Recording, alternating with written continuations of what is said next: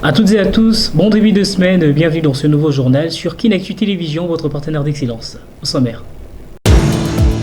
L'humanité tout entière célèbre ce lundi 12 mai 2025 la journée internationale des infirmiers. Le précision dans ces journaux, voilà tout pour les titres.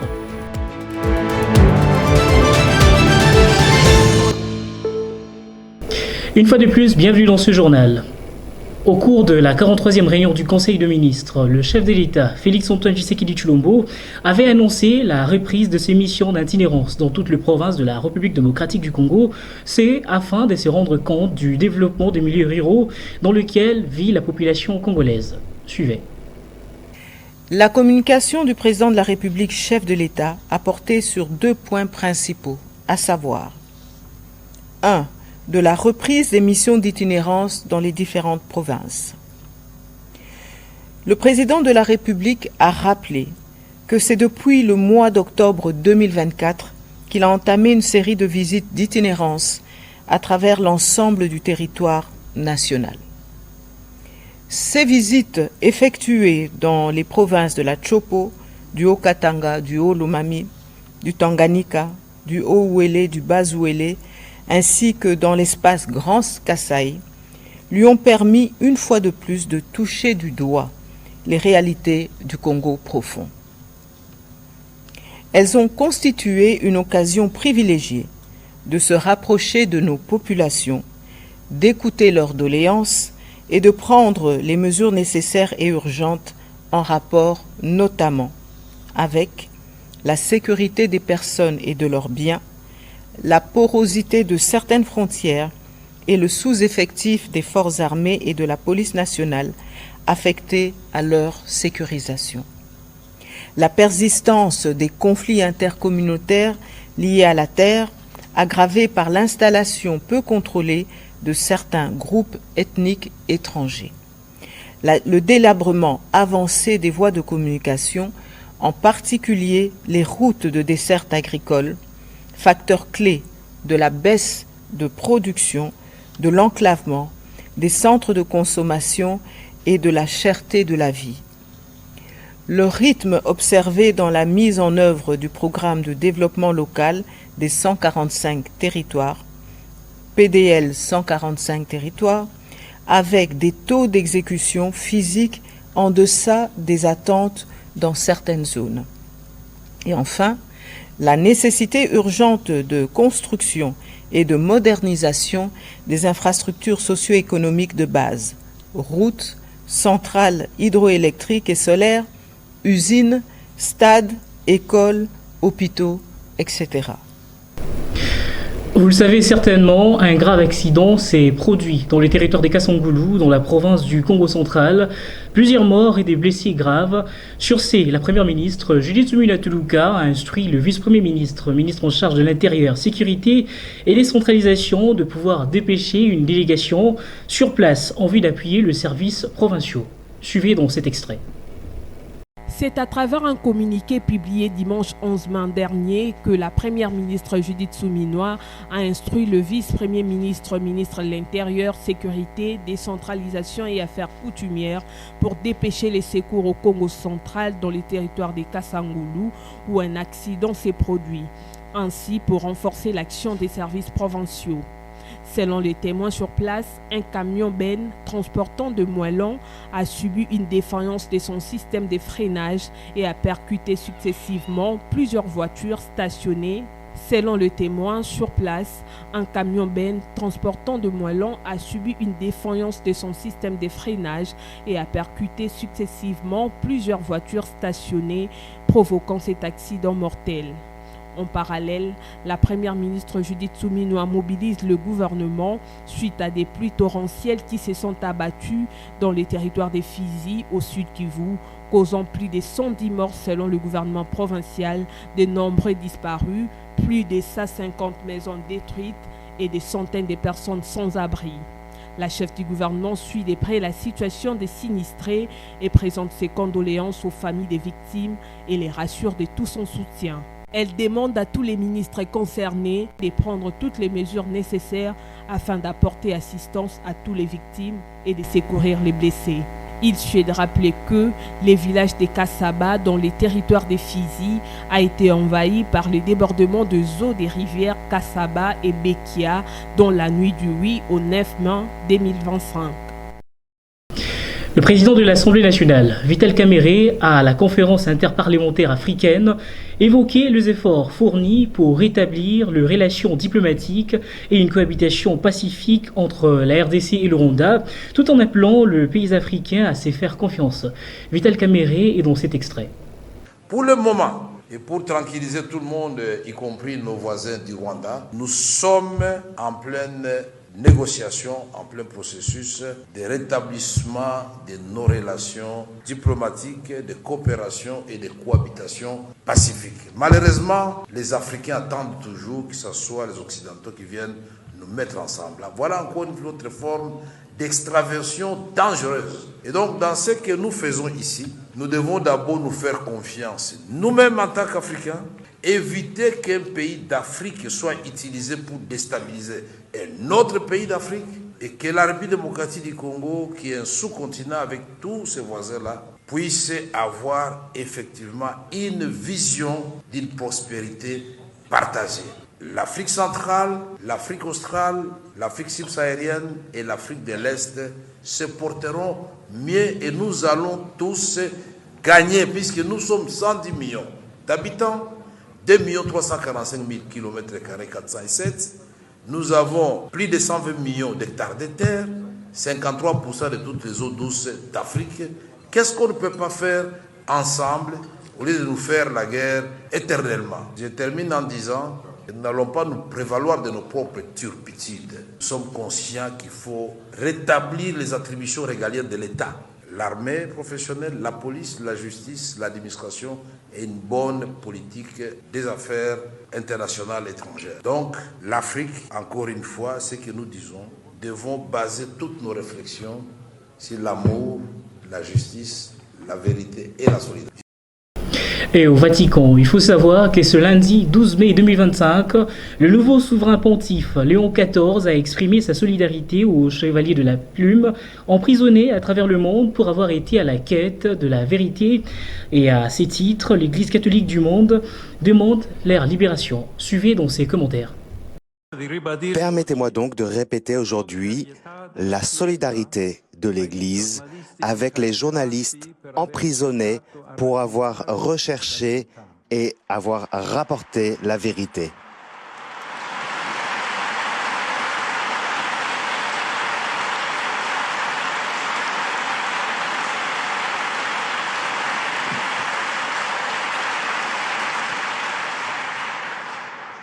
Et par ces mots aussi, nous souhaitons demander la libération des journalistes emprisonnés.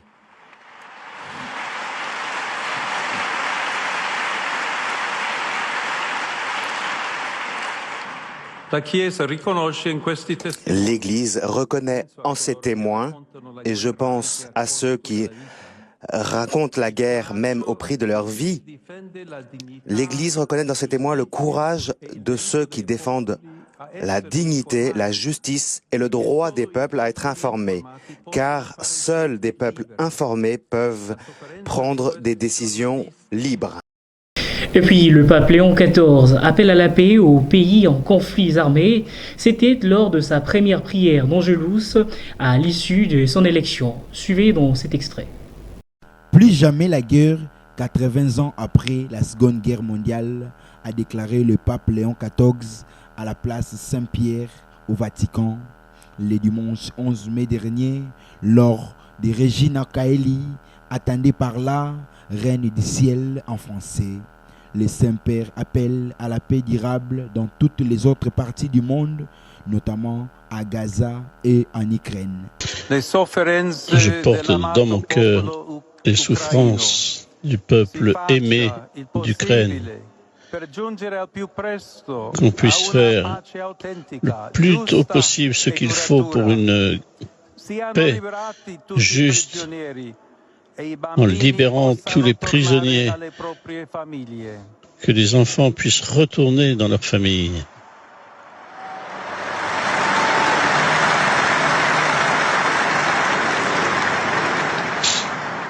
mi addolora profondamente quanto accade nella striscia di Gaza. J'ai aussi évidemment une très grande douleur pour ce qui se passe dans la région de Gaza. Il y a le feu. Si presti soccorso umanitario alla stremata popolazione civile e siano liberati tutti gli des ostaggi. secours pour libérer tous les otages et venir en aide à tous les peuples. Notons que Regina Kaeli est une prière chantée du dimanche de Pâques jusqu'au dimanche de la Trinité. Elle remplace la prière de l'Angélus, traditionnellement priée à 6h, 12h et 18h en mémoire de l'incarnation de Marie, Mère de Jésus. Et le dimanche 11 mai, le pape Léon XIV a prié à la place Basilique Saint-Pierre avec 100 000 fidèles catholiques. Autre chose dans ce journal, l'humanité célèbre ce lundi 12 mai la journée mondiale des infirmières. Cette journée est dédiée en effet à ces dernières qui au jour le jour s'ébattent pour sauver des vies à travers le monde. Suivez dans ces commentaires. Prendre soin des infirmiers renforce les économies. C'est le thème choisi par le Conseil international des infirmiers pour la date du 12 mai 2025, dont le rapport de cette année est consacré à démontrer comment l'investissement stratégique dans le soin infirmier peut apporter des avantages. L'excellence des soins est la raison d'être de la profession infirmière et reflète l'importance accordée à la vie humaine. Elle vise également le bien-être et la sécurité de personnes de tout âge, ainsi que toutes les étapes de leur vie. L'excellence des soins est la raison d'être de la profession infirmière et reflète l'importance accordée à la vie humaine. Elle vise également le bien-être et la sécurité de personnes de tout âge, ainsi que toutes les étapes de leur vie qui constituent les buts ultimes de la profession infirmière. Notons par ailleurs que, en sauvant une vie, vous êtes un héros, et en sauvant 100 vies, vous êtes infirmier. C'est à ce titre que les infirmiers sont uniques à leur genre. Ils ont besoin de s'occuper inlassablement des autres, ce qui est à la fois leur plus grande force et leur plus grande faiblesse. Et en sport, sachez que la République démocratique du Congo affronte actuellement l'Afrique du Sud au stade de Suez en Égypte pour le compte de quart de finale de la CAN U20. D'après le sélectionneur de Léopard, Guy Boukassa, son équipe veut aborder le match différemment dans le seul but de remporter la victoire. Suivez dans cet extrait. Plus comme ce fut le cas pendant la phase de groupe. Donc la façon d'aborder les matchs est bien différente. On y va avec une seule idée, c'est de gagner. Donc on prépare bien nos garçons. Il faut déjà espérer que la récupération se fasse correctement. Et on ira avec les garçons qui sont prêts à aller au combat. Parce qu'il n'y a pas de jeu particulier à aller chercher, il faut aller chercher la gagne. Et c'est pour ça qu'on jouera. Félicitations à l'Afrique du Sud qui termine première d'un groupe avec quand même le pays organisateur. Après, vous devez savoir qu'à ce niveau, on oublie chacun son classement en groupe.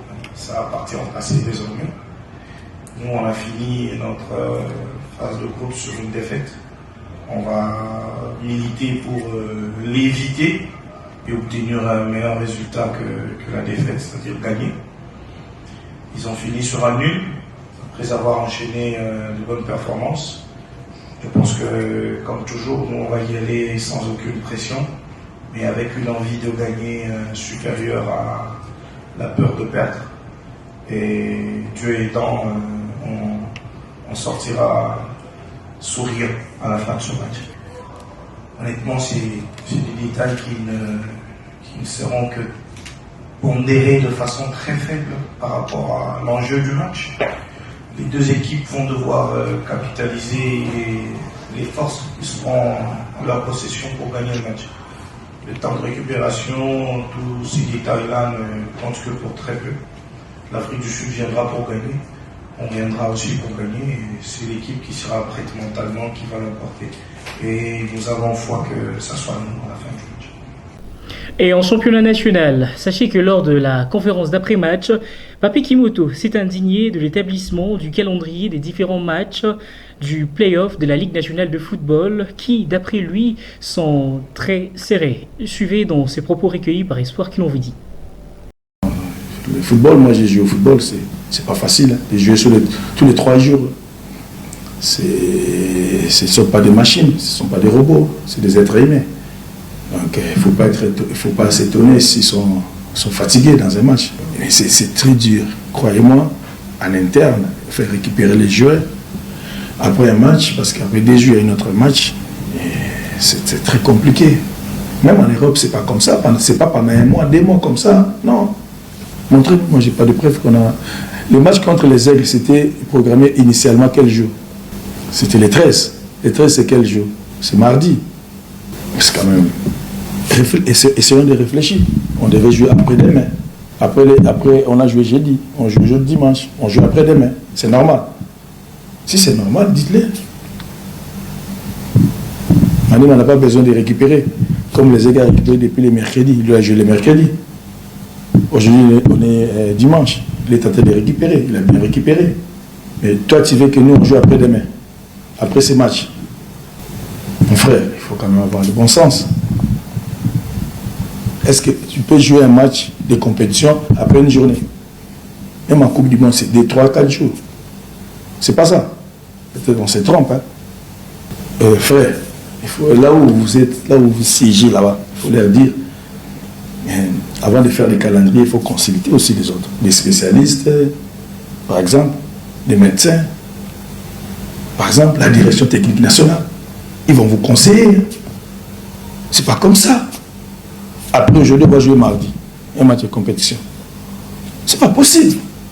Entre le sport et la culture, qu'un seul pas le sépare. L'artiste musicien Gibson Botukundolo, alias Cardinal, l'ancien sociétaire du quartier latin, vient de lancer un nouvel opus intitulé Nouvel Ordre. Il faut savoir que cet album se porte bien sur le marché des disques. Mais en outre, dans les différentes plateformes de téléchargement, les internautes l'apprécient à sa juste valeur.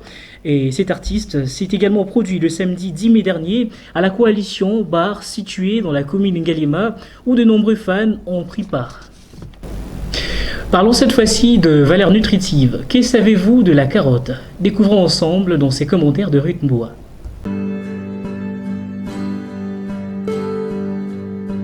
La carotte fait partie des légumes les plus consommés dans le monde entier.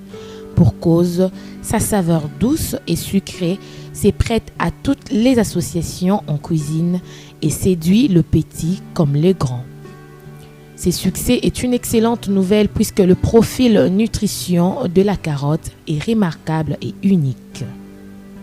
Elle regorge des vitamines et des minéraux essentiels pour la santé, parmi lesquels nous pouvons citer la vitamine A, vitamine B6, vitamine K, vitamine BD, vitamine C, vitamine E, le fer, le phosphore, le potassium. La couleur foncée de la carotte provient de ses très nombreux pigments. Il contribue à prévenir plusieurs maladies dont les maladies cardiovasculaires et certains cancers. Son jus améliore la capacité antioxydant et les taux de vitamine E dans le sang, en plus de diminuer les cholestérols et les triglycérides du foie et dans le sang. Pour rappel, retenons que la carotte est une excellente source de bêta-carotène, source de fibres douces, bonne teneur en vitamines du groupe B, favorise la santé des yeux et de la peau, fort pouvoir en antioxydants.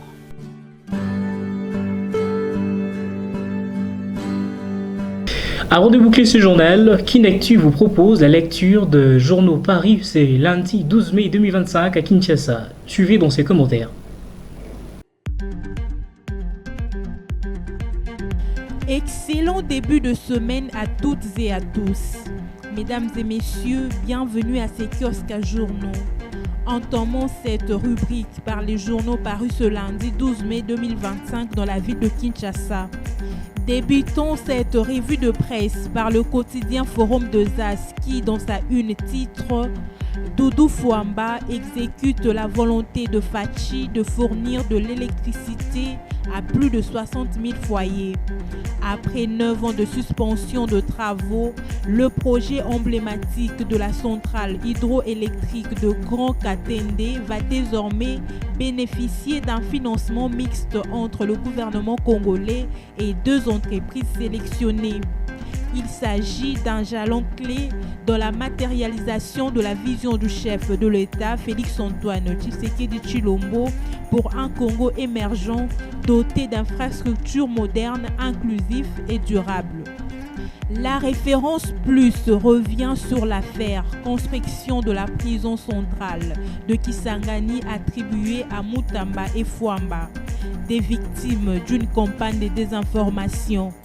Il n'y a aucun marché de construction de prison à Kisangani qui aurait été payé par le ministère de Finances. Aucun paiement non plus n'a pas été effectué par le Trésor public ou un autre compte géré par le dit ministère, rappelle le cabinet Fwamba. De son côté, le ministère de la Justice rappelle que les 39 millions de dollars américains évoqués sur les réseaux sociaux n'ont jamais été décaissés par le Trésor public, précisant que la prétendue lettre de la DGCMP en circulation n'est ni plus ni moins un fake news. Le ministère de la Justice dénonce une campagne de désinformation et de manipulation impliquant sa personne et celle de son collègue de finances Doudou Fwamba Likunde Libotaï. Cette campagne de mauvaise conduite par des spécialistes en la matière vise tout simplement à s'aimer des doutes dans l'exécution des projets, des constructions de nouvelles prisons modernes et maisons d'arrêt à travers le pays. Nicolas Kazadi convoqué devant la communauté du renseignement, nous renseigne Africa News. L'ancien ministre des Finances Nicolas Kazadi se rendra ce lundi, sauf changement de dernière heure, devant les délégués de la communauté du renseignement, a appris Africa News de plusieurs sources crédibles du ministère de l'Intérieur et Sécurité. Ainsi s'achève cette revue de presse. Merci de l'attention soutenue.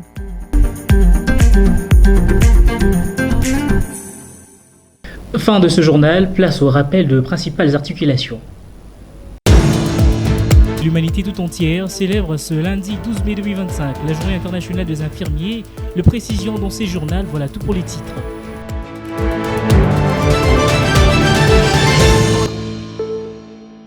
Et voilà, ce journal est complètement fini. Nous vous disons merci de l'avoir suivi et bonne suite de programme sur Kinactu Télévision, votre partenaire d'excellence.